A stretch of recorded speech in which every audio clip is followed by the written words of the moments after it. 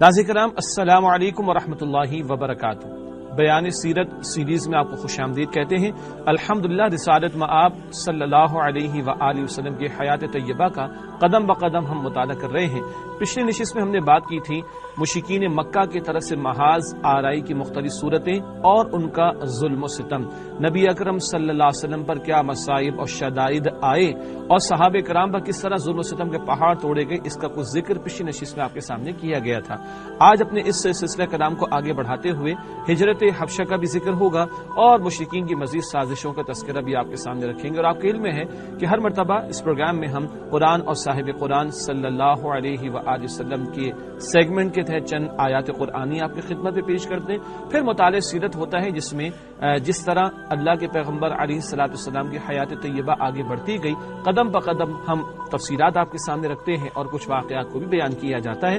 اور یہ مطالعہ سیرت ہماری سیریز کے پروگرامز کا اکثر بڑا حصہ ہوا کرتا ہے ہر نشست میں۔ پھر آپ کے سامنے ہم فلسفہ سیرت کو پیش کرتے ہیں، جو واقعات پیش آئے، جو حالات پیش آئے، اس میں کیا حکمتیں تھیں، اور پھر ہم پیغام سیرت بھی آپ کے سامنے پیش کرتے ہیں کہ آج ہمارے لیے نبی کریم صلی اللہ علیہ وآلہ وسلم کی سیرت کے مطالعے کے ذیل میں کیا عملی رہنمائی ہے۔ اور ہمیشہ کی طرح آخر میں نبی مکرم صلی اللہ علیہ وسلم کا ایک مبارک فرمان بھی پیش خدمت ہوتا ہے۔ آئیے ناظرین کرام آج کا مطالعہ ہم شروع کرتے ہیں۔ آج ہمارا موضوع ہے بیان سیرت سیریز میں ہجرت حبشہ اور مشرکین کی سازشیں۔ ذہن میں رکھیے یہ سن 5 نبوی کا دور ہے، آغاز وحی کو 5 برس ہو چکے ہیں، اور اسی دور کو تعذیب المسلمین بھی کہا جاتا ہے۔ یہ وہ دور ہے جب مسلمانوں پر بڑے شدائد کا معاملہ ہے، بڑے مصائب اور ظلم و ستم کے پہاڑ ان پر توڑے جا رہے ہیں۔ ایسے میں ہجرت حبشہ کا معاملہ بھی پیش آ رہا ہے اور وہ 2 مرتبہ ہوئی ہے۔ دلچسپ اور عجیب نقطہ ہے، البتہ آپ کے سامنے تفصیلات رکھیں گے، اور ساتھ ساتھ مشرکین کی مزید سازشیں، حتیٰ کہ نبی مکرم صلی اللہ علیہ وآلہ وسلم کے خلاف قتل تک کے کچھ اقدامات بھی مشرکین کے بعض سرداروں نے کیے، ان کا ذکر بھی آج کی نشست میں آپ کے سامنے رکھیں گے۔ ہمیشہ کی طرح سب سے پہلے پروگرام میں قرآن اور صاحب قرآن صلی اللہ علیہ وآلہ وسلم کے عنوان کے تحت چند آیات قرآنی، ان کا ترجمہ اور مختصر مطالعہ پیش خدمت ہے۔ سب سے پہلے جس مقام کا ہم نے مطالعہ کرنا ہے وہ سورہ زمر کی آیت نمبر 10 ہے۔ اللہ کی زمین وسیع ہے، ہجرت کے تعلق سے یہ ہدایت اور رہنمائی آ رہی ہے، اور اہل ایمان کو ہجرت کے لیے تیار کیا جا رہا ہے اور ان کی ترغیب و تشویق کا سامان کیا جا رہا ہے، ان کی موٹیویشن کا سامان کیا جا رہا ہے۔ ارشاد ہوا سورہ زمر کی آیت نمبر 10 میں للذین احسنوا فی هذه الدنیا حسنہ وارض اللہ واسعہ انما یوفی الصابرون اجرهم بغیر حساب۔ ترجمہ، جن لوگوں نے اس دنیا میں بھلائی کی ان کے لیے بھلائی ہے اور اللہ کی زمین کشادہ ہے، صبر کرنے والوں کو ان کا اجر بلا حساب دیا جائے گا۔ بتایا جا رہا ہے کہ تم نیکی کا، خیر کا، عمدہ کام کرنے کا رویہ اختیار کرو گے، اللہ بہترین بدلہ تمہیں عطا فرمائیں گے۔ اللہ کی زمین کشادہ ہے۔ اگر ایک خطہ زمین میں اللہ کے دین پر قائم رہنا مشکل ہو جائے تو کوئی اور خطہ زمین جہاں ایسا ممکن ہو، جان نہیں دین بچانا ممکن ہو، تو وہاں ہجرت کر جاؤ، اور ایسے ہجرت کرنے والوں کو اللہ سبحانہ و تعالی ان کے صبر کے بدلے بغیر حساب اجر عطا فرمائے گا۔ یہاں صبر کی فضیلت اور عظمت کا ذکر بھی سامنے آ رہا ہے۔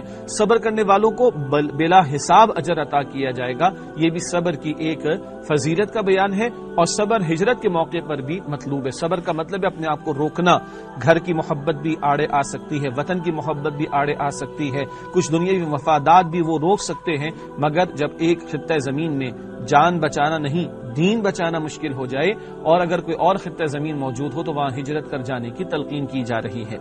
دوسرا مقام جس کا انتخاب کیا گیا سورۃ العنکبوت کی آیت نمبر 56 اور 57، اور سورہ عنکبوت کا نزول بھی 5 نبوی میں کم و بیش ہوا، جس دور میں مسلمان پر ظلم و ستم کے پہاڑ توڑے جا رہے ہیں۔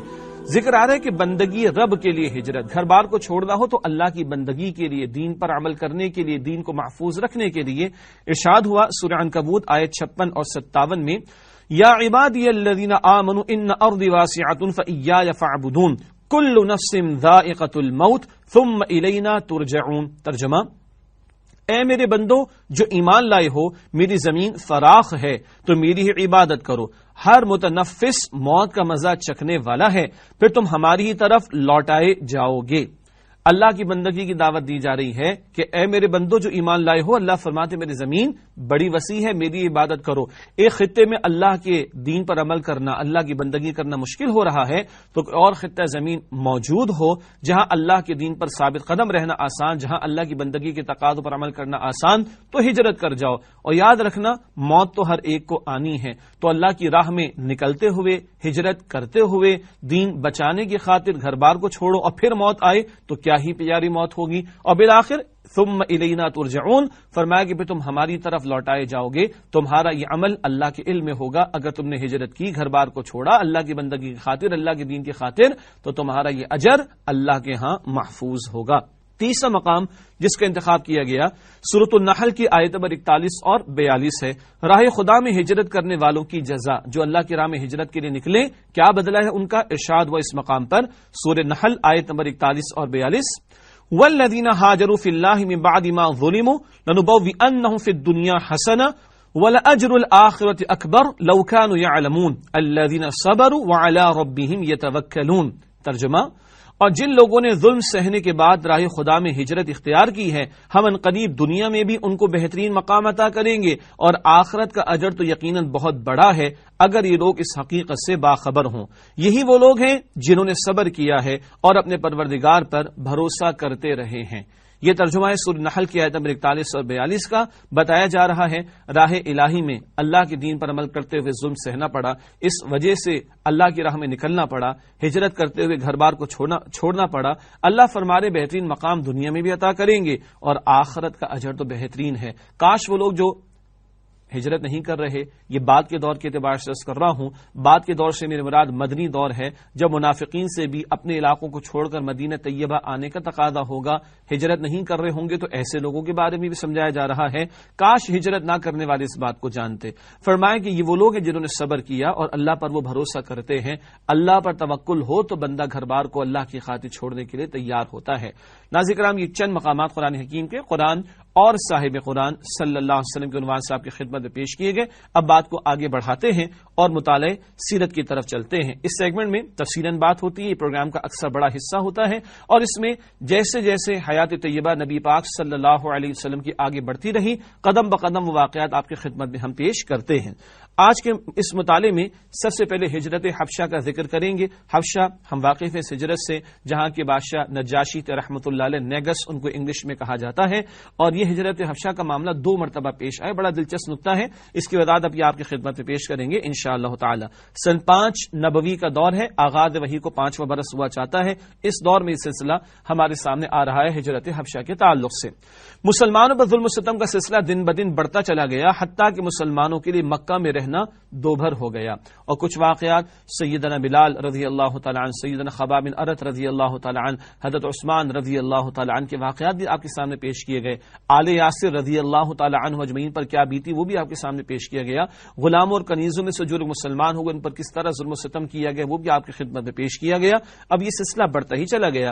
ادھر رسول اللہ صلی اللہ علیہ وسلم کو معلوم تھا کہ اصحمہ نجاشی شاہ حبش ایک عادل بادشاہ ہے، وہاں کسی پر ظلم نہیں ہوتا، یہ عیسائی بادشاہ ہے اور اس کی حکمرانی میں ظلم کسی پر نہیں ہوتا۔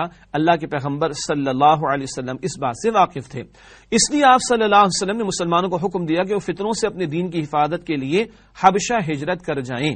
اللہ کے پیغمبر علیہ الصلوۃ والسلام نے دین کی حفاظت کی خاطر ہجرت کرنے کی تلقین فرمائی صحابہ کرام کو رضی اللہ تعالی عنہ اجمعین۔ چنانچہ رجب 5 نبوی میں صحابہ کرام رضی اللہ تعالی عنہ اجمعین کے پہلے گروہ نے، جس میں 12 مرد اور 4 عورتیں تھیں، حبشہ کی جانب ہجرت کی۔ یہ پہلا قافلہ روانہ ہوا رجب 5 نبوی میں، اور 12 مرد اور 4 عورتیں اس میں تشریف لے گئے۔ ان میں اور کون کون شامل ہے؟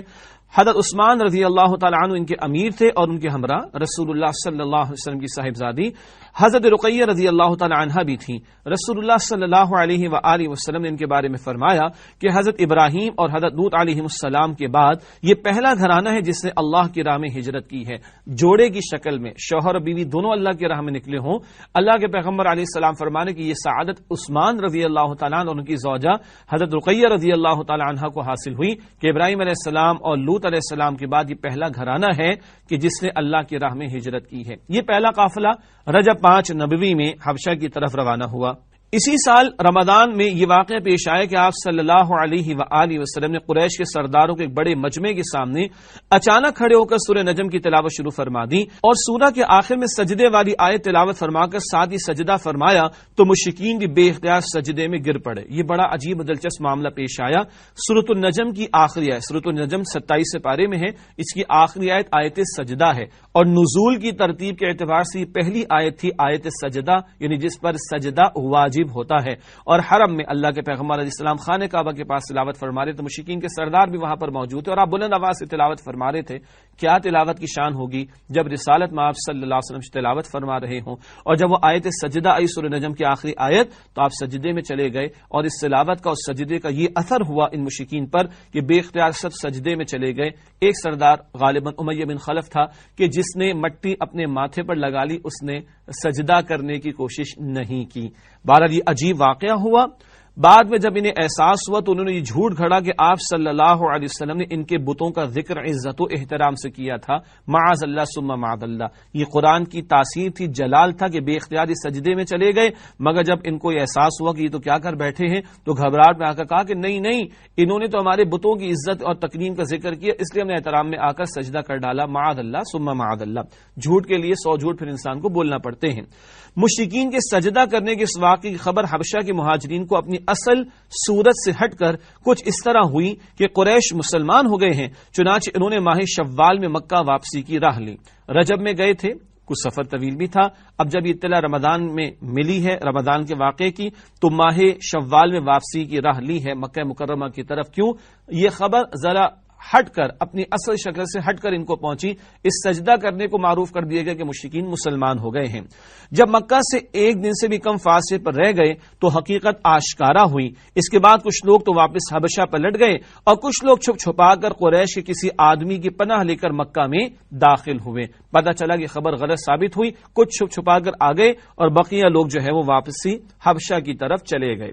اس کے بعد مہاجرین پر خصوصاً اور مسلمانوں پر عموماً قریش کا ظلم و تشدد اور بڑھ گیا۔ کچھ مہاجرین جو واپس ادھر آئے ان پر بھی ظلم و ستم کا معاملہ، اور مسلمانوں پر عمومی اعتبار سے ظلم و ستم اور تشدد بڑھ گیا۔ کیوں؟ قریش کی سبکی ہو گئی، ان کی تو ناک کٹ گئی کہ یہاں سے نکل کر حبشہ کی طرف یہ لوگ چلے گئے ہیں، تو اور جلال میں آ کر کہیے یا غضب میں آ کر، غصے میں آ کر کہیے، ان لوگوں نے مسلمانوں پر تشدد میں اور اضافہ کر ڈالا۔ رسول اللہ صلی اللہ علیہ وسلم نے صحابہ کرام رضی اللہ تعالی عنہ اجمعین کو پھر ہجرت حبشہ کا مشورہ دیا کہ یہ صحابہ پھر اللہ کی راہ میں، یعنی اور لوگ بھی اللہ کی راہ میں ہجرت کے لیے نکل جائیں۔ قریش اب کی بار پہلے سے ہی چوکنا تھے اور ایسی کسی کوشش کو ناکام بنانے کا تہیہ کیے ہوئے تھے کہ کسی طور یہ مسلمان یہاں سے جانے نہ پائیں، ورنہ ان کی سبکی میں، بے عزتی میں ان کے گمان کے مطابق مزید اضافہ ہو جائے گا۔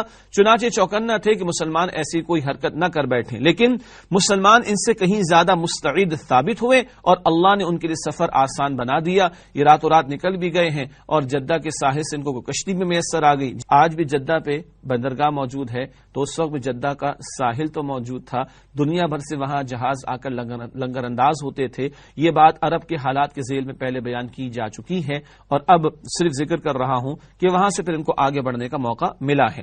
چنانچہ وہ قریش کی گرفت میں آنے سے پہلے ہی شاہ حبش کے پاس پہنچ گئے اور بحفاظت اللہ سبحانہ وتعالی نے نجاشی رحمۃ اللہ علیہ ایمان لے آئے تھے۔ البتہ رضی اللہ تعالی عنہ اس لیے نہیں کہتے ہم کہ رسول اللہ علیہ الصلوۃ والسلام کا دیدار میسر نہ آ سکا، چنانچہ ان کو نجاشی رحمۃ اللہ علیہ کہتے، آگے ان کا مزید ذکر آ رہا ہے۔ اس دفعہ کل 82 مردوں اور 18 عورتوں نے ہجرت کی، بہت بڑا قافلہ گیا ہے، ایک بڑی اکثریت چلی گئی ہے۔ اس دفعہ کل 82 مردوں اور 18 عورتوں نے ہجرت کی ہے حبشہ کی طرف۔ اس کو میں عرض کر رہا تھا کہ یہ ہجرت حبشہ 2 مرتبہ ہوئی ہے، پہلی مرتبہ 12 مرد اور 4 خواتین، اور اب کی مرتبہ 82 مرد اور 18 خواتین نے ہجرت کی ہے۔ یہاں جب پہنچے ہیں مسلمان تو قریش نے ان کا پیچھا کیا ہے اور قریش ان کے پیچھے آئیں گے اور نجاشی رحمت اللہ علیہ کو اکسائیں گے کہ یہ ہمارے افراد ہیں، یہ ہمارے قبیلے کے لوگ ہیں، یہ ہمارے خاندان کے لوگ ہیں، یہ اپنے دین سے پھر گئے، یہ تمہارے پاس آ گئے، تم ان کو ہمارے حوالے کر دو۔ اور یہ لوگ کچھ تحائف وغیرہ بھی لے کر آئے تھے، میں ذکر کروں گا آگے۔ اس موقع پر مسلمانوں کی نمائندگی کی حضرت جعفر رضی اللہ تعالی عنہ نے، جو جعفر طیار رضی اللہ تعالی عنہ کے لقب سے معروف اور مشہور ہیں۔ یہ طیار کیوں کہا جاتا ہے؟ ان کو طیر پرندے کو کہا جاتا ہے، پروں والے۔ اس کا ذکر بعد میں انشاءاللہ تعالی آپ کے سامنے جب مطالعہ آگے بڑھے گا تو کریں گے۔ البتہ حضرت جعفر طیار ابھی یہ جعفر ہے رضی اللہ تعالیٰ عنہ، بعد میں ان کو طیار کا لقب بھی ملے گا، انہوں نے تقریر کی ہے، اور کیا خوبصورت تقریر ہے، کیا جامع بیان ہے، وہ پوری تقریر سیرت نگاروں نے نقل کی ہے، میں آپ کے سامنے اس کا ترجمہ رکھنا چاہتا ہوں۔ فرماتے ہیں جعفر رضی اللہ تعالیٰ عنہ، اے بادشاہ، ہم ایسی قوم تھے جو جاہلیت میں مبتلا تھی، ہم بت پوجتے تھے، مردار کھاتے تھے، بدکاریاں کرتے تھے، قرابت داروں سے تعلق توڑتے تھے، ہم سایوں سے بدسلوکی کرتے تھے، اور ہم میں سے طاقتور کمزور کو کھا رہا تھا۔ ہم اسی حالت میں تھے کہ اللہ نے ہم ہی میں سے ایک رسول بھیجا، اس کی عالی نسبی، سچائی، امانت اور پاک دامنی ہمیں پہلے سے معلوم تھی۔ اس نے ہمیں اللہ کی طرف بلایا اور سمجھایا کہ ہم صرف ایک اللہ کو مانیں اور اسی کی عبادت کریں، اور اس کے سوا جن پتھروں اور بتوں کو ہمارے باپ دادا پوجتے تھے انہیں چھوڑ دیں۔ اس نے ہمیں سچ بولنے، امانت ادا کرنے، قرابت جوڑنے، پڑوسی سے اچھا سلوک کرنے اور حرام کاری و خون ریزی سے باز رہنے کا حکم دیا، اور فواحش میں ملوث ہونے، جھوٹ بولنے، یتیم کا مال کھانے اور پاک دامن عورتوں پر جھوٹی تہمت لگانے سے منع کیا۔ اس نے ہمیں یہ بھی حکم دیا کہ ہم صرف اللہ کی عبادت کریں، اس کے ساتھ کسی کو شریک نہ کریں۔ اس نے ہمیں نماز، روزہ اور زکوٰۃ کا حکم دیا۔ نماز تو فرض درجے میں آ چکی تھی، البتہ بھی 5 وقتہ نماز کا معاملہ نہ ہوا۔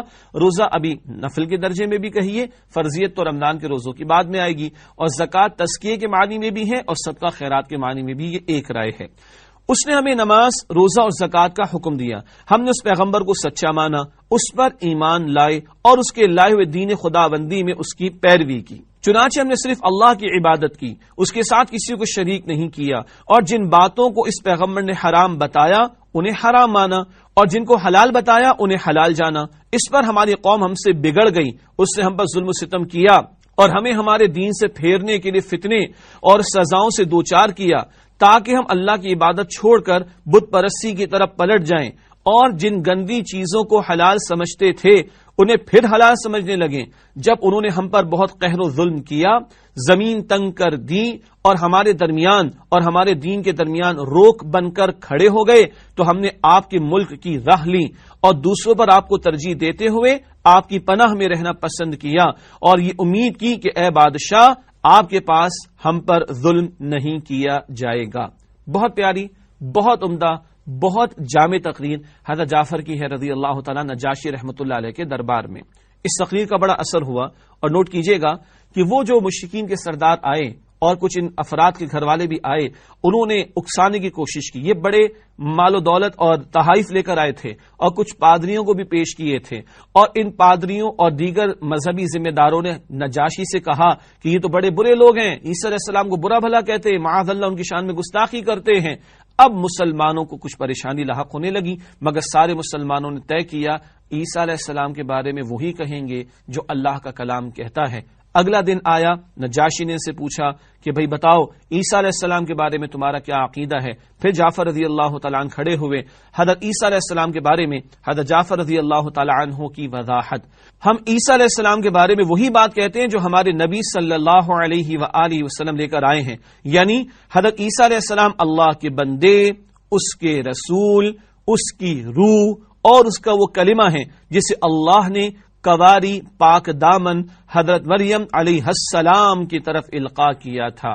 یہ ساری باتیں قرآن میں بیان کی گئیں۔ اللہ کے بندے ہیں، رسول ہیں، اور روح اللہ کی طرف سے خاص پھونکی گئی، روح ان میں پھونکی گئی، اور وہ کلمت اللہ کے خاص کلمہ کن سے، اللہ کے خاص کلمے سے ان کی ولادت کا معاملہ ہوا، اور اس کلمے کو اللہ نے کواری پاک دامن مریم سلام علیہا کی طرف القاء کیا تھا۔ طے کیا مسلمانوں نے حق بیان کریں گے، سچ بیان کریں گے، چاہے نتیجہ کچھ بھی نکلے۔ کیا نتیجہ نکلا؟ نوٹ کیجئے گا۔ نجاشی رحمت اللہ علیہ کا تبصرہ، حضرت جعفر رضی اللہ تعالیٰ عنہ کی اس وضاحت پر نجاشی نے زمین سے تنکا اٹھایا اور بولا، خدا کی قسم جو کچھ تم نے کہا ہے حضرت عیسیٰ علیہ السلام اس سے اس تنکے کے برابر بھی بڑھ کر نہ تھے۔ یہی حقیقت ہے عیسیٰ علیہ السلام کی۔ نجاشی رحمت اللہ علیہ تو انجیل کے جاننے والے بھی تھے، اور انجیل میں بہرحال صداقت کی باتیں بھی موجود تھیں، البتہ تبدیلیاں تو ہو چکی تھیں، مگر جب یہ حق جعفر رضی اللہ تعالی عنہ کی زبان سے سنا تو نجاشی رحمت اللہ علیہ کی آنکھوں سے آنسو بھی جاری ہو گئے، اور پھر یہ کہا کہ عیسیٰ اس تنکے کے برد سے بڑھ کر بھی نہیں تھے۔ مراد یہ کہ جو حقیقت ہے وہ بیان کی جا چکی ہے۔ اس پر اسقف بڑے مذہبی ذمہ دار لاٹ پادری اور بڑے بڑے پادری جن کو تحائف دیے گئے تھے وہ کہنے لگے ہوں تو نجاشی رحمۃ اللہ علیہ نے فرمایا تم چاہے ہوں کہتے رہو، عیسیٰ علیہ السلام کی حقیقت ہے۔ اس کے بعد نجاشی نے رحمۃ اللہ علیہ کہا کہ تم سب یہاں رہو امن کے ساتھ، تمہیں خوف نہیں۔ اور وہ جو مشرکین تحائف لے کر آئے تھے اور ان کے خلاف اکسانے کے لیے آئے تھے ان سے کہا تم اپنے گھروں کو واپس چلے جاؤ۔ یہ ہے ہجرت حبشہ کے تعلق سے ذکر جو ہمارے سامنے آیا، اور سن 5 نبوی کا یہ واقعہ راہ الہی میں 2 مرتبہ ہجرت حبشہ کا معاملہ پیش آیا ہے رسول اللہ صلی اللہ علیہ وسلم کی ہدایت کے مطابق۔ اب بات کرتے ہیں مزید اگلے واقعات جو سن 5 نبوی اور پھر 6 نبوی میں پیش آئے ہیں ان کا تذکرہ۔ اس ضمن میں مزید سازشیں ہوئی ہیں مشرکین مکہ کی طرف سے، کچھ اس کا بیان بھی آپ کے سامنے رکھنا چاہیں گے۔ ابو طالب کو قریش کی دھمکی، یہ بار بار آئے ہیں ابو طالب کے پاس، پہلے بھی آئے، اس وقت ابو طالب نرم بات کہی، اب پھر آ رہے اور دھمکی دے کر آ رہے ہیں۔ اس موقع پر کیا ہوا آئیے سمجھتے ہیں۔ سرداران قریش ابو طالب کے پاس آئے اور بولے ابو طالب آپ ہمارے اندر سن و شرف اور اعزاز کے مالک ہیں، ہم نے آپ سے گزارش کی کہ اپنے بھتیجے کو روکیے لیکن آپ نے نہیں روکا۔ آپ یاد رکھیں ہم اسے برداشت نہیں کر سکتے کہ ہمارے آباء و اجداد کو گالیاں دی جائیں، ہماری عقل و فہم کو حماقت زدہ قرار دیا جائے اور ہمارے خداؤں کی عیب چینی کی جائے۔ آپ انہیں روک دیجئے ورنہ ہم آپ سے اور ان سے ایسی جنگ چھیڑ دیں گے کہ ایک فریق کا صفایا ہو کر رہے گا۔ ایک بات نوٹ کیجئے گا، یہ لفظ گالیاں تو اردو میں ترجمہ کیا گیا ہے اور یہ سخت لفظ ان مشرکین نے اختیار کیا ہوگا۔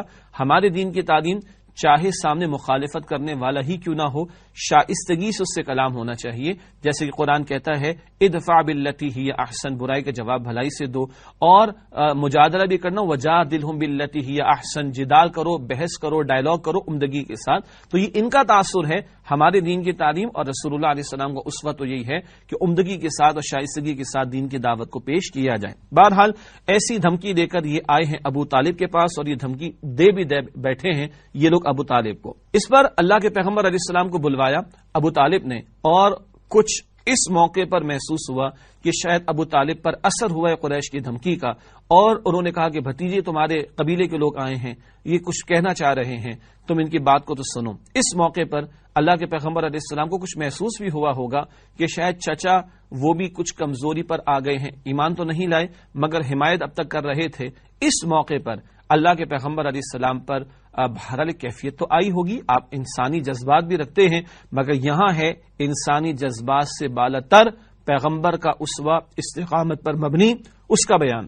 رسول اللہ صلی اللہ علیہ وسلم کا استقامت پر مبنی جواب، چچا جان خدا کی قسم اگر یہ لوگ میرے دانے ہاتھ میں سورج اور بائیں ہاتھ میں چاند رکھ دیں کہ میں اس کام کو اس حد تک پہنچائے بغیر چھوڑ دوں کہ یا تو اللہ اسے غالب کر دے یا میں اسی راہ میں فنا ہو جاؤں تو نہیں چھوڑ سکتا۔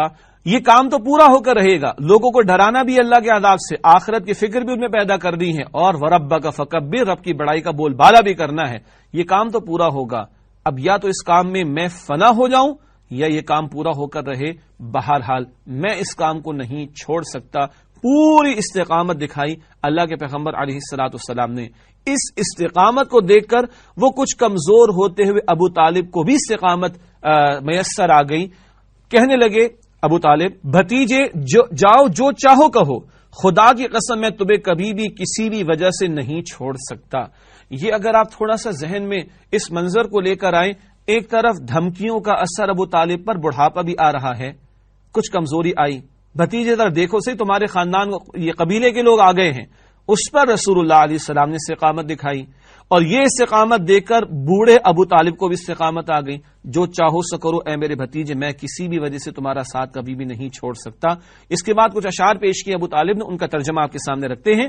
یہ اشعار کہے انہوں نے، ترجمہ، بخدا وہ لوگ تمہارے پاس اپنی جمعیت سمیت بھی ہرگز نہیں پہنچ سکتے، یہاں تک کہ میں مٹی میں دفن کر دیا جاؤں۔ تم اپنی بات کھلم کھلا کہو، تم پر کوئی قدغن نہیں، تم خوش ہو جاؤ اور تمہاری آنکھیں اس سے ٹھنڈی ہو جائیں۔ یہ لمحے کے اندر ساری بازی پلٹ گئی۔ ایک اعتبار سے وہ دھمکی دینے آئے تھے اور بڑا اثر لے کر آئے تھے، اثر ڈالا ہے انہوں نے ابو طالب پر، مشرکین مکہ کے سرداروں نے۔ ادھر استقامت رسول اللہ علیہ السلام کی اور اس پر مزید استقامت کا اظہار ابو طالب کی طرف سے ہوا قریش کے لوگوں کے سامنے۔ اس کے بعد قریش پھر ابو طالب کے پاس ہے، یہ بار بار آئیں گے، اور ابو طالب ایک آڑ بنے ہوئے رسول اللہ علیہ السلام کے لیے، اس معنی میں کہ مشرکین ان تک ہاتھ نہ پہنچائے، مشرکین کے خلاف کوئی حتمی اقدام نہ کرے، معاذ اللہ کوئی قتل وغیرہ کا معاملہ۔ چنانچہ بار بار یہ قریش مکہ ابو طالب کے پاس آتے، اس مرتبہ وہ ایک پیشکش لے کر، ایک آفر لے کر آئے، عمارہ بن ولید بن مغیرہ کو پیش کیا گیا۔ یہ بڑا کڑیل نوجوان، بڑا خوبصورت اور بہادر نوجوان، اس کو انہوں نے پیش کیا ابو طالب کے سامنے کہ اپنا بھتیجا ہمیں دے دو، عمارہ بن ولید کو تم رکھ لو۔ ابو طالب نے کہا خدا کی قسم کتنا برا سودا جو تم لوگ مجھ سے کر رہے ہو، تم اپنا بیٹا مجھے دیتے ہو کہ میں اسے کھلاؤں پلاؤں، پالوں پوسوں، اور میرا بیٹا مجھ سے طلب کرتے ہو کہ اسے قتل کر دو۔ خدا کی قسم یہ نہیں ہو سکتا، بخدا تم لوگوں نے مجھ سے انصاف کی بات نہیں کی ہے، بلکہ تم بھی میرا ساتھ چھوڑ کر میرے مخالف لوگوں کی مدد پر تلے بیٹھے ہو، تو ٹھیک ہے جو چاہو کرو۔ اس آفر کو بھی رد کر دیا۔ عجیب آفر ہے کہ ابو طالب اپنا بھتیجا ہمیں دے دو، محمد صلی اللہ علیہ وآلہ وسلم، اور عمارہ بن ولید کو جو نوجوان ہے اور بہادر ہے اور کڑیل نوجوان ہے، اس کو تم رکھ لو۔ اس پر ابو طالب نے ان لوگوں کو یہ جواب دیا ہے۔ اس کے بعد سازشیں رکتی نہیں بلکہ بڑھتی ہیں، حتیٰ کہ رسول اللہ صلی اللہ علیہ وسلم کے قتل کی سازشیں بھی معاذ اللہ کرنے کی کوشش کی گئی مشرکین مکہ کی طرف سے، خاص طور پر ان کے چند سرداروں کی طرف سے۔ چنانچہ ہم نے لکھا ہے قریش کے سرکش مشرکین نبی صلی اللہ علیہ وسلم کے خاتمے کی مختلف سازشیں کرتے رہے معاذ اللہ۔ ایک روز ابو لہب کا بیٹا عتیبہ آپ صلی اللہ علیہ وسلم ایذا رسانی کے ساتھ مسلط ہو گیا۔ آپ صلی اللہ علیہ وسلم کو اس نے کرتا پھاڑ دیا۔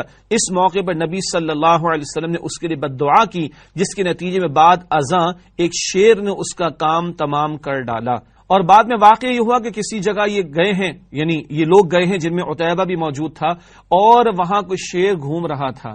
اس کو بڑا خوف سا آیا، اور نوٹ کیجئے گا تھا تو مشرک ابو لہب کا بیٹا، دشمن نبی صلی اللہ علیہ وسلم کا، مگر یہ کہتا ہے کہ مجھے پھاڑ جائے گا یہ، تم اچھی طرح میرے آگے پیچھے ہو جاؤ اور میرا پہرا دے دو۔ اور سب کے درمیان میں اس کو سلایا گیا۔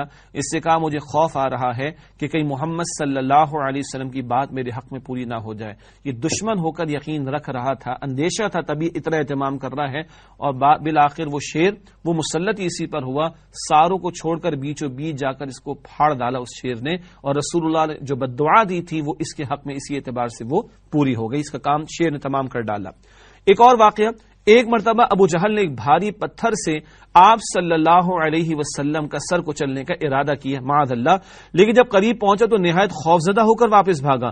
مشرکین کے پوچھنے پر اس نے بتایا کہ ایک نہایت خوفناک اونٹ اس کے آڑے آ گیا تھا جو اسے کھا جانا چاہتا تھا۔ نوٹ کیجئے گا یہ ظلم و ستم تو ہو رہا، یہ سازشیں تو ہو رہی ہیں، مگر اللہ اپنے پیغمبر علیہ السلام کی حفاظت بھی فرما رہا ہے۔ ایک آیت مدنی دور میں آئی ہے، واللہ یعصمک من الناس، سورۃ المائدہ میں مدنی دور میں آئی ہے۔ البتہ اللہ تعالیٰ نے حفاظت اپنے پیغمبر کی فرمائی صلی اللہ علیہ وسلم، ہونے سب کچھ دیا گیا۔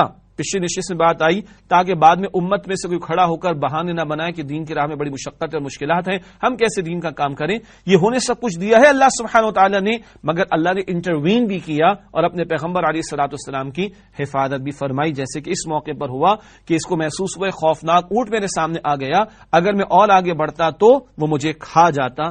اس کے ہوش اڑ گئے۔ ابو جہل کی بات ہو رہی ہے۔ اسی طرح ایک روز نبی صلی اللہ علیہ وسلم خانہ کعبہ کے پاس حتیم میں نماز پڑھ رہے تھے کہ عقبہ بن ابی معیط آ گیا۔ حتیم آپ کے علم میں ہے اللہ کے گھر خانہ کعبہ کے ساتھ ایک چھوٹا سا حصہ وہ جو ڈی کی شکل میں ہے اور وہ خالی رہتا ہے، ٹھیک، اور یہ خانہ کعبہ کا حصہ ہے۔ نوٹ کیجئے گا دور نبوی میں صلی اللہ علیہ وآلہ وسلم جب خانہ کعبہ کی از سر نو تعمیر ہوئی تو اتنی حلال رقم نہیں تھی کہ اس حصے کی بھی تعمیر ہو جاتی اور وہ خانہ کعبہ کا جو حصہ ہے اس میں شامل ہوتا عمارت کے اندر۔ بہت توجہ کیجئے گا، مشرکین کے پاس حلال رقم کم پڑ گئی تو انہوں نے طے کیا اس کو ایسے ہی چھوڑ دیا جائے۔ بعد میں نبی صلی اللہ علیہ وسلم نے بھی اپنے عہد مبارک میں اس کو ایسے ہی رہنے دیا، اس کی بھی حکمتیں ہیں، لیکن مشرکین تھے تو مشرک، مگر حلال آمدن استعمال ہوگی اللہ کے گھر کی تعمیر میں۔ آج ہمارے ہاں مساجد میں کہیں غلط مال تو نہیں جا رہا، یہ ہمیں سوچنا چاہیے۔ آگے چلتے ہیں۔ ایک روز نبی کریم صلی اللہ علیہ وسلم خانہ کعبہ کے پاس حتیم میں نماز پڑھ رہے تھے کہ عقبہ بن ابی معیط آ گیا. اس نے آتے ہی اپنا کپڑا آپ صلی اللہ علیہ وسلم کی گردن میں ڈال کر نہایت سختی کے ساتھ آپ صلی اللہ علیہ وسلم کا گلا گھونٹا. اتنے میں ابو بکر رضی اللہ تعالیٰ عنہ آپ پہنچے. پہلے تو نوٹ کیجئے یہاں تک ہوا ہے ظلم ستم کا معاملہ کہ آپ کے گلے مبارک میں چادر ڈال کر کپڑا ڈال کر بھینچنے کی گلا گھونٹنے تک کی کرنے کی کوشش کی گئی اور گلا گھونٹنے کی کوشش ایک سے زائد مرتبہ ہوئی. سیرت نگاروں نے لکھا کہ آپ کی آنکھیں تک ابل آتی تھی. اللہ اکبر کبیرہ. یہ کچھ اللہ کے پیغمبر پر بیتی ہے صلی اللہ علیہ وسلم اس راہ میں. مزید کیا ہوا؟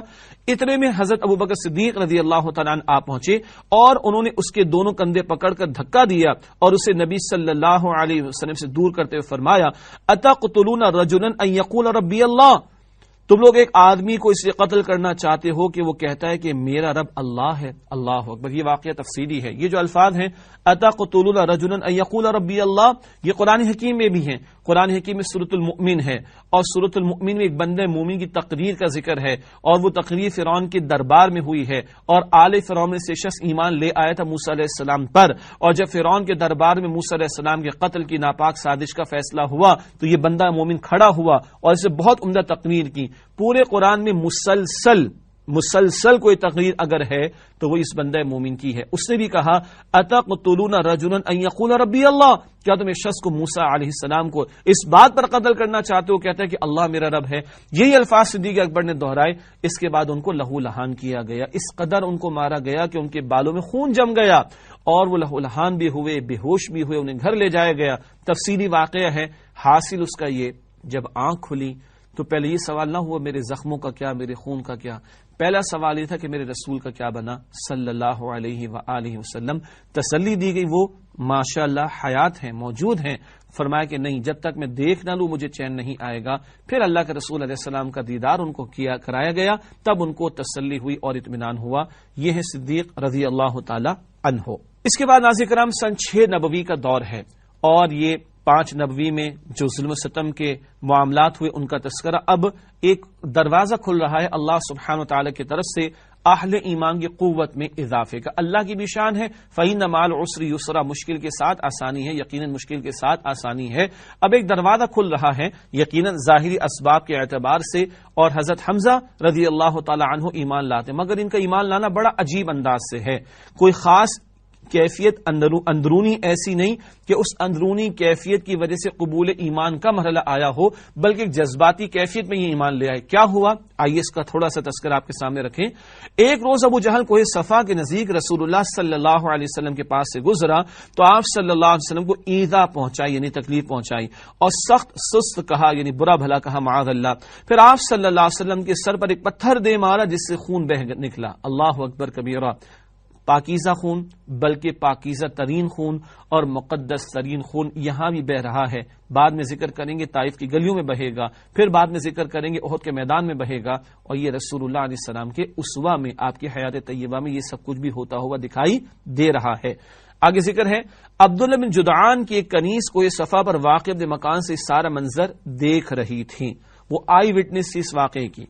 حضرت حمزہ رضی اللہ تعالیٰ عنہ کمان حمائل کیے، شکار سے واپس تشریف لائے تو اس نے ان سے ابو جہل کی ساری حرکت کہہ سنائی. حمائل یعنی اٹھانا. وہ شکار کرنے کے عادی تھے، شکار کے بڑے شوقین تھے. اب کہیں سے شکار کر کے واپس آئے ہیں تو اس کنیز نے ابو جہل کی ساری حرکت جا کر حضرت حمزہ رضی اللہ تعالیٰ عنہ کو سنا دی. حضرت حمزہ رضی اللہ تعالیٰ غصے سے بھڑک اٹھے اور مسجد حرام میں داخل ہو کر سیدھے ابو جہل کے سر پر جا کھڑے ہوئے اور بولے تو میرے بھتیجے کو گالی دیتا ہے حالانکہ میں بھی اس کے دین پر ہوں. اس کے بعد کمان سے اس زور کی مار ماری کہ ابو جہل کے سر پر بدترین قسم کا زخم آ گیا. نوٹ کیجئے گا یا تو یہ اسد اللہ و اسد رسولی یہ لقب ہے حضرت امیر حمزہ رضی اللہ تعالیٰ عنہ کا، اللہ کا شیر، اللہ کے رسول کا شیر، یا تو ان کی ہی یہ کیفیت تھی کہ یہ ابو جہل کو دے مارا انہوں نے، اس کے بعد زخم بھی آ گیا اور اس کے سر پر بدترین قسم کا زخم آیا کمان سے جو مارا اس کو. یا حضرت عمر رضی اللہ تعالیٰ عنہ کا حوصلہ تھا، جب وہ ایمان لائے تو جا کر اس کے دروازے پر کہا گھر کے سن لے میں ایمان لے آیا ہوں. یہ حضرات اب اللہ کے رسول کو عطا ہو گئے اللہ سبحانہ و تعالیٰ کی طرف سے. البتہ ابھی حضرت حمزہ رضی اللہ تعالیٰ عنہ کے قبول ایمان کا تذکرہ ہو رہا ہے. ابتداً حضرت حمزہ رضی اللہ تعالیٰ عنہ کا اسلام محض اس حمیت کی طور پر تھا کہ ان کے عزیز کی توہین کیوں کی گئی، لیکن پھر اللہ نے ان کا سینہ کھول دیا اور انہوں نے اسلام کا کڑا مضبوطی سے تھام لیا. نوٹ کیجئے گا اللہ کی شان ہے. اللہ فرماتے قرآن میں سورہ شورا آیت نمبر 13 میں اللہ یجتبی الیہ من یشاء، اللہ جس سے چاہتا ہے اپنی طرف کھینچ لیتا ہے، جس کو چاہے اللہ ہدایت دے۔ اور عمومی معاملہ اللہ کا کیا ہے؟ وَيَهْدِي إِلَيْهِ مَن يُنِيبُ، اسی آیت میں آگے اگلا حصہ وَيَهْدِي إِلَيْهِ مَن يُنِيبُ، اللہ ہدایت اسے دیتا ہے جو اللہ کی طرف رجوع کرے۔ یہ عمومی، جس میں رجوع ہوگا، جس پہ تڑپ ہوگی، اللہ ہدایت دے گا۔ مگر اللہ تعالیٰ کسی کو خصوصی طور پر اپنی طرف کھینچ دے، توفیق دے دے، اللہ جو چاہے سو کرے، اللہ علی کل شیء قدیر ہے۔ نوٹ کیجئے گا، حضرت حمزہ ایک جذباتی کیفیت میں ایمان لائے ہیں۔ بھتیجے کے ساتھ ایسا کیا تو جا کر ابو جہل کی پٹائی کر ڈالی۔ بعد میں شاید لوگوں نے کہا بھی ہوگا تم نے بھتیجے کی بات مان لی۔ ہاں، کیا کہتا تمہارا بھتیجا؟ تو وہی کیا کہتا ہے بتاؤ؟ وہ تو کہتے اللہ کے سوا کوئی معبود نہیں۔ تو فرماتے کہ ٹھیک ہے، میں بھی مانتا ہوں اللہ کے سوا کوئی معبود نہیں۔ پھر ان کو سمجھ آئی اور پھر اللہ نے ان کا سینہ کھول دیا اور یوں اسلام کا کڑا انہوں نے مضبوطی سے تھام لیا۔ حضرت عمر رضی اللہ تعالی عنہ کا قبول اسلام، ایک روایت کے مطابق 3 ہی دن کے بعد یہ معاملہ پیش آیا، اور یہ بہت بڑے کچوکے لگے ہیں مشرکین کو، بہت بڑے سیٹ بیکس جسے کہا جاتا ہے جو ملے ہیں مشرکین مکہ کو۔ حضرت حمزہ بھی ادھر چلے گئے مسلمانوں کی طرف، اور حضرت عمر رضی اللہ تعالی عنہ بھی اسلام قبول کر رہے ہیں۔ یہ سن 6 نبوی کا واقعہ ہے۔ ایک مرتبہ رسول اللہ صلی اللہ علیہ وسلم خانہ کعبہ میں نماز کے اندر سورہ حاقہ کی تلاوت فرما رہے تھے۔ حضرت عمر رضی اللہ تعالیٰ عنہ قرآن سننے لگے اور اس کی تعریف پر حیرت زدہ رہ گئے۔ اچھا، یہاں نوٹ کیجئے گا، حضرت حمزہ کا معاملہ خاص ہوا، اللہ نے یکدم انہیں لے لیا۔ لیکن حضرت عمر رضی اللہ تعالی عنہ کا معاملہ یہ ہے کہ وہ خود فرماتے میرے دل پر ضربیں لگیں، پہلی ضرب اس موقع پر لگی۔ اللہ کے پیغمبر خانہ کعبہ کے قریب نماز میں تلاوت فرما رہے، کیا تلاوت ہوگی، کیا حسن ہوگا آواز میں رسول اللہ علیہ السلام کی، سبحان اللہ۔ اور سیدنا عمر سن رہے ہیں اور کہتے ہیں کہ میرے دل میں بات آئی کہ کسی شاعر کا کلام تو نہیں۔ قرآن میں آیا سورہ حاقہ کی تلاوت، اللہ کے رسول فرما رہے انہ لقول رسول کریم وما هو بقول شاعر، یہ کسی شاعر کا کلام نہیں۔ تو حضرت عمر فرماتے میرے دل میں بات آئی کہ کسی کاہن کا کلام ہوگا۔ اگلی آیات تلاوت کی نبی علیہ السلام نے وما هو بقول کاہن، یہ کسی کاہن کا کلام نہیں۔ قلیلا ما تذکرون، بہت کم تم نصیحت حاصل کرتے ہو۔ یہ موقع ہے پہلا، سیدنا عمر فرماتے پہلی ضرب میرے دل پر لگی ہے۔ اور ساتھ ساتھ رسول اللہ علیہ الصلوۃ والسلام کی حضرت عمر رضی اللہ تعالی عنہ کے لیے دعا بہت معروف بات ہے۔ ایک رات اللہ کے پیغمبر علیہ السلام نے دعا فرمائی، اے اللہ عمر بن ہشام، یہ ابو جہل کا نام ہے، اے اللہ ابو جہل یا عمر بن خطاب رضی اللہ تعالی عنہ، دونوں میں سے ایک کو اسلام کی توفیق عطا فرما کر اسلام کو عزت عطا فرما دے۔ مانگا ہے رسول اللہ علیہ السلام نے، بہت قیمتی بات ہے۔ اور یہ دونوں اس معاشرے کے اندر ایک حیثیت رکھتے تھے، اتھارٹیٹو حیثیت رکھتے تھے، شجاعت بھی تھی، بہادری بھی تھی، سرداری بھی تھی، منصب بھی تھا، اختیارات بھی تھے۔ اللہ کے پیغمبر نے ایک کو مانگا اللہ سبحانہ و تعالی سے۔ اس کے بعد ایک روز حضرت عمر رضی اللہ تعالی عنہ رسول اللہ صلی اللہ علیہ وسلم کا کام تمام کرنے کی نیت سے تلوار لے کر نکلے، معاذ اللہ، اور اللہ کی شان کہاں سے کہاں معاملہ پہنچ جائے گا۔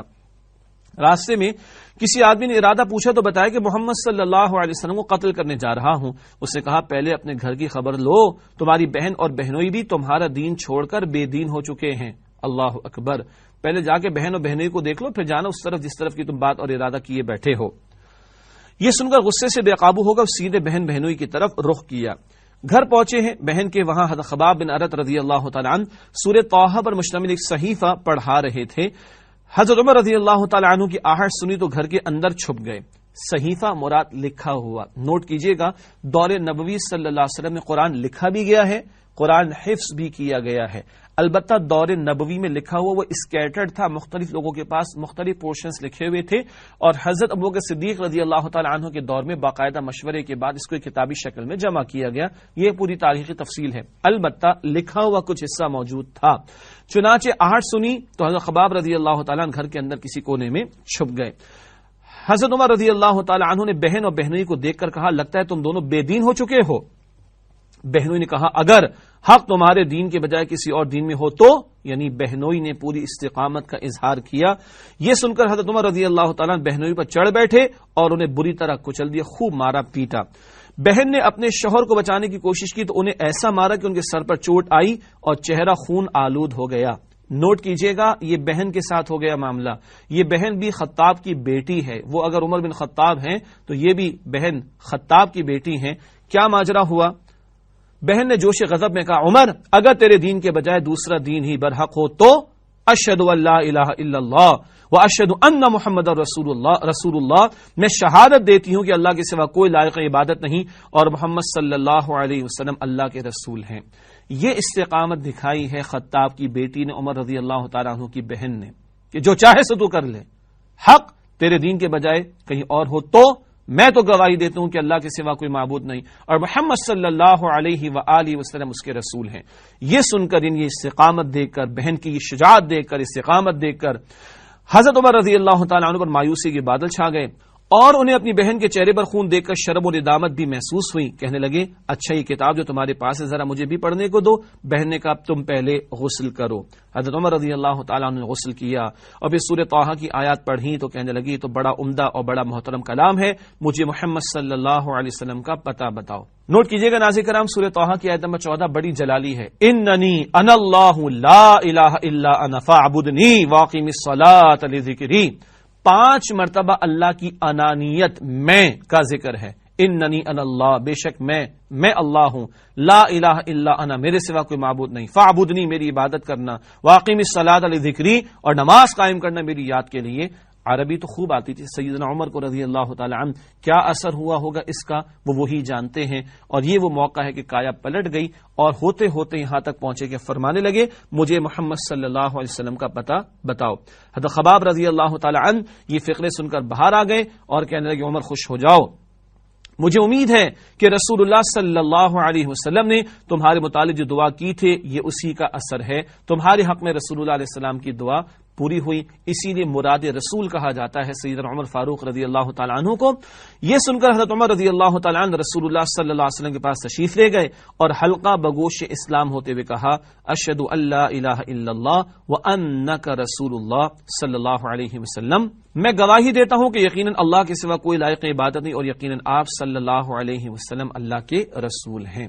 اور اللہ کے پیغمبر علیہ السلام کے پاس تشریف لائے سیدنا عمر رضی اللہ تعالیٰ عنہ، صحابہ کرام نے دیکھا، پہلے حضرت حمزہ رضی اللہ تعالیٰ عنہ دروازے پر آئے اور تلوار لے کر آئے، فرمایا کہ اگر یہ اچھے ارادے کے ساتھ آئے تو اچھا کریں گے اور برے ارادے کے ساتھ آئے تو اسی کی تلوار کے ساتھ اس کا خاتمہ کر دیں گے۔ لیکن حضرت عمر نے آ کر اپنے قبول اسلام کا اعلان کیا اور صحابہ کرام نے تکبیر بلند کی۔ یہ بہت بڑا دھچکا ہوگا مشرکین مکہ کے لیے کہ 2 بڑے سپوت حمزہ رضی اللہ تعالیٰ عنہ اور پھر عمر فاروق رضی اللہ تعالیٰ عنہ کے بعد دیگرے وہ نبی پاک صلی اللہ علیہ وسلم پر ایمان لے آئے ہیں۔ قریش کی تگ و دو جاری ہے، کسی طرح بھی حق کی دعوت کو روکا جائے۔ قریش کا نمائندہ رسول اللہ صلی اللہ علیہ وسلم کے پاس عتبہ بن ربیعہ کی پیشکش، بڑا زیرک آدمی تھا، جہاں دیدہ آدمی تھا، بوڑھا آدمی تھا، فہم رکھنے والا آدمی تھا، اس کو بھیجا گیا رسول اللہ علیہ السلام کے سامنے پیشکشیں رکھنے کے لیے۔ اس نے کہا بھتیجے، یہ عربوں کا مزاج بھی تھا، جسے ہم بیٹا کہتے ہیں وہ بھتیجے اس طرح کے انداز سے بات کرتے۔ بھتیجے یہ معاملہ جس سے تم لے کر آئے ہو، اگر اس سے تم یہ چاہتے ہو کہ مال حاصل کرو تو ہم تمہارے لیے اتنا مال جمع کیے دیتے ہیں کہ تم ہم میں سب سے زیادہ مالدار ہو جاؤ، اور اگر تم یہ چاہتے ہو کہ اعزاز و مرتبہ حاصل کرو تو ہم تمہیں اپنا سردار بنائے لیتے ہیں، یہاں تک کہ تمہارے بغیر کسی معاملے کا فیصلہ نہ کریں گے، اور اگر تم چاہتے ہو کہ بادشاہ بن جاؤ تو ہم تمہیں اپنا بادشاہ بنائے لیتے ہیں، اور اگر یہ جو تمہارے پاس آتا ہے کوئی جن بھوت ہے جسے تم دیکھتے ہو لیکن اپنے آپ سے دفع نہیں کر سکتے تو ہم تمہارے لیے اس کا علاج تلاش کیے دیتے ہیں، اور اس سلسلے میں ہم اپنا اتنا مال خرچ کرنے کو تیار ہیں کہ تم شفا یاب ہو جاؤ، کیونکہ کبھی کبھی ایسا بھی ہوتا ہے کہ جن بھوت انسان پر غالب آ جاتا ہے اور اس کا علاج کروانا پڑتا ہے۔ یہ اس طرح کی پیشکشیں ہوئی، مال چاہیے۔ غور کیجئے گا بادشاہ بنانے کی پیشکش بھی ہو گئی۔ آج جو لوگ یہ سمجھتے بس اقتدار مل گیا تو اسلام آ جائے گا، تو رسول اللہ علیہ السلام نے بادشاہ بننا قبول تو نہ کیا۔ بہت اہم نقطہ ہے تحریکی لوگوں کے لیے سمجھنے کے اعتبار سے۔ بہرحال پیشکشیں ہو رہی ہیں، مال چاہیے ہے، سرداری چاہیے ہے، بادشاہت چاہیے ہے، اور کوئی علاج کا مسئلہ ہے تو علاج کرائے دیتے ہیں معاذ اللہ، اور بھی مواقع پر پیشکش ہوئی، کسی خوبصورت ترین عورت سے نکاح کرنا چاہتے تو وہ بھی کرائے دیتے ہیں، ہر طرح کی ٹیمپٹیشنز ان کی پیشکشیں کر دی گئیں۔ رسول اللہ صلی اللہ علیہ وسلم سورہ حامیم السجدہ، سورہ فصلت اس کا نام ہے، سناتے ہیں۔ عتبہ یہ باتیں کہتا رہا اور رسول اللہ علیہ السلام سنتے رہے۔ جب فارغ ہو چکا تو آپ نے فرمایا ابو الولید، یہ عتبہ کی کنیت ہے، ابو الولید تم فارغ ہو گئے؟ اس نے کہا ہاں۔ آپ نے فرمایا اچھا اب میری سنو۔ اس نے کہا ٹھیک ہے سنوں گا۔ آپ صلی اللہ علیہ وسلم نے فرمایا، رک کے سوچئے کہ ناظرین کرام، رسول اللہ بہترین لسنر بھی تھے، آپ نے پوری بات سنی اس کی، نفسیاتی طور پر اخلاقی طور پر اس کا فائدہ کیا ہے؟ بھائی تم نے اپنی بات کر لی، جی کر لی، اب سنو، پہلے میں سن رہا تھا اب تمہارے سننے کی بات ہے۔ یہ دعوت دین کے دوران بڑی اہم ایک ٹیکنیک ہے جس کو سامنے رکھنا چاہیے۔ کیا سنایا؟ قرآن سنایا، ہر مرتبہ قرآن سنایا، قرآن ہی کو دعوت کا اولین اور اہم ترین ذریعہ بنایا نبی اکرم صلی اللہ علیہ وسلم نے۔ ارشاد ہوا حامیم تنزیل من الرحمن الرحیم کتاب فصلت آیاته قرآنا عربیا لقوم یعلمون بشیرا ونذیرا فأعرض اکثرهم فهم لا يسمعون وقالوا قلوبنا في أكنة مما تدعون إليه وفي آذاننا وقر ومن بيننا وبينك حجاب فاعمل اننا عاملون. یہ ابتدائی 5 آیات سورہ حامیم میں سجدہ کی ترجمہ.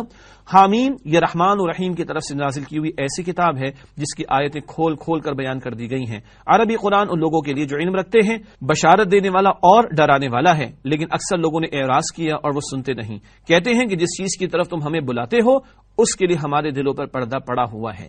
مزید آیات بھی اللہ کے رسول علیہ السلام نے تلاوت فرمائی اور رسول اللہ صلی اللہ علیہ وسلم آگے پڑھتے جا رہے تھے اور عتبہ اپنے دونوں ہاتھ پیچھے زمین پر ٹیکے چپ چاپ سنتا جا رہا تھا. جب آپ صلی اللہ علیہ وسلم سجدے کی آیت پر پہنچے تو آپ نے سجدہ کیا، پھر فرمایا ابو الولید تمہیں جو کچھ سننا تھا سن چکے، اب تم جانو اور تمہارا کام جانے. اور ایک وقت بھی آیا کہ اس ایک مقام پر آپ نے فرمایا کہ پچھلے لوگوں کی طرح عذاب تم پر نہ آ جائے، تو اس نے ہاتھ رکھ دیا رسول اللہ علیہ السلام کے منہ پر کہ یہ نہ پڑھیں ورنہ کہیں ہم پر عذاب نہ آ جائے. اتنا یقین تھا کہ ان کی بات قبول نہ ہو جائے. یہ سب کچھ ہوا. اس کے بعد عتبہ اپنی قوم کی طرف چلا گیا، وہ قوم جس نے اس پر تکیہ کر کے اس کو ڈسکشن کے لیے بھیجا تھا، آفرز دینے کے لیے بھیجا تھا. عتبہ کا واپس آ کر اپنی قوم کو جواب، اسے کہا میں نے ایک ایسا کلام سنا ہے کہ ویسا کلام واللہ میں نے کبھی نہیں سنا. خدا کی قسم وہ نہ شعر ہے نہ جادو نہ کہانت یعنی کہانی وغیرہ.